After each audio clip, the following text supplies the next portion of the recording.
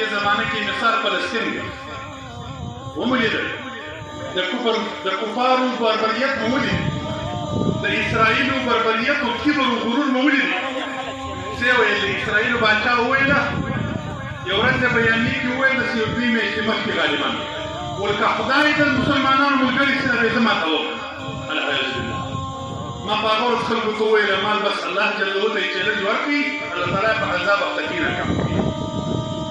ومنې در وړمه شوه چې هغه اسرائیل چې په څومره غرور او کبر کې وه د هغه غزې د شوي مجاهدینو په باب کې د لږو مجاهدینو چې په ډېره کم تعداد مجاهدین و الله ته د هغو کومک وکړي هغه اسرائیل یې څنګه ورته دربدره وځلېده نن یې پښو ته ورته راغلم صلح ورسره الله جل وعلا د لږو ملګري لږ خلک الله تعالی وایي ډېر خلک څه خلک نه طالبانو ته وایي عامو خلکو ته وایي دغه ځین د فکر وباسي چې که پر یو چا طالبان ډېر راټول بدله وي څه سړی یو سړی په میډیا ډېر مشهور و نن خو د میډیا دور دی د ټلیفون دور دی دغسې خلک پکې ناست دي قسم د که په سفارس هم پوهېږي خو خلکو ته فتوا یې ورکړي ای نن سهار مې په ټلیفون کې ویل نن سهار یو دومره نظره یې ده چې زندانامه را رسېدلی ځان په ملا تعبیروي عرب دی واده دي نن سهار مې ولیدل ژاړي مسلمانانو ته نارې وایي امریکا ته دعاوې وکړي چې خدای دا اور وړي د امریکا پر مور باندې ژاړي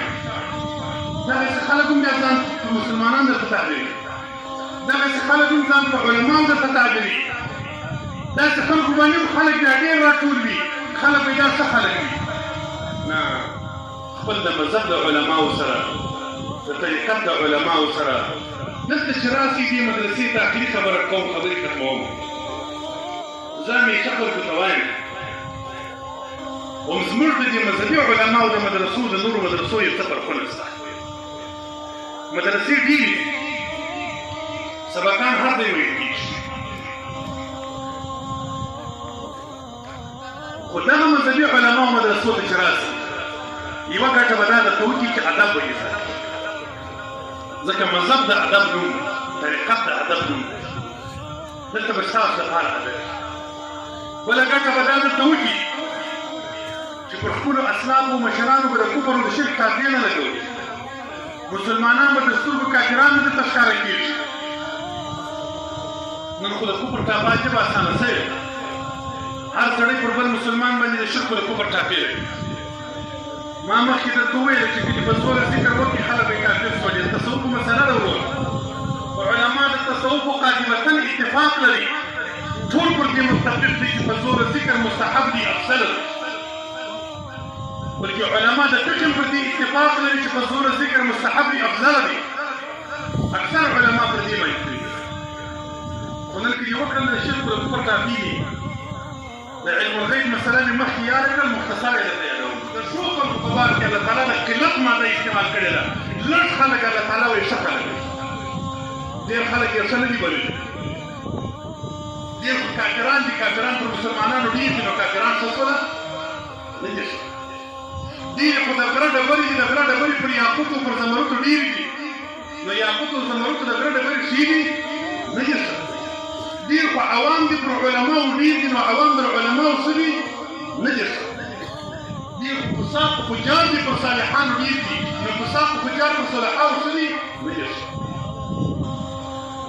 شهرت مولانا قاري صاحب مقدار کې لیکلي دي افت زموږ طالبان چې یو چا ته ډېرې چوټې ختلې چې ډېر طالبان پر راجمع وه نور که ملایي و نه ملایي نور ته معلومېږي رښتیا او درواغ یې نور ته معلومېږي وایي دا ښه ملا وایي طالبان پر ډېر او که طالبان یې لږ وه او د خدای جل جلاله شان و قدرت یې ما درته وویله د ښو خلکو طالبان لږ تجربه یې کې ویې ګورئ دا زه نه درته وایم ما درته د قرآن آیتونه دي الله جل جلاله یو ځای قرآن پاک کې داسې فرمایي ولكن كثيرا منهم فاسقون ګورئ د فاسق په صفت کې الله جل جلاله دا وویل چې ډېر خلک فاسقان ما درته وایي تاسو فکر وکوئ د بدو خلکو په باب کې قرآن کې الله تعالی د کثرت معنی استعمال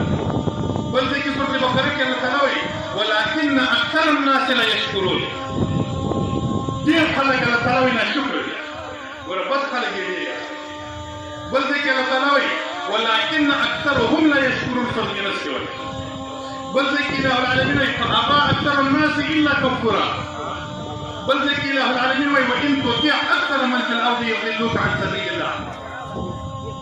هذا يقول القرآن إذا تدخل في صفات في الإيمان إلى صفات خلق ولي أو أنها تبدو سوي كذا كل خلق تدبير اتباعه كذا تاسب راشد امرأان. ولكن بالمقابل الله جل جلاله فرمى لأن كان فباك على ثلاث سوي وقليل من عبادي الشكور. لن خلق السلام الشاكرين الإنسان وقليل من الآخرين لجنتين بصفات جلالة فلا لن خلق يعني. كم من فئة قليلة غلبت فئة كثيرة بإذن الله. لن خلق ويا الخلائق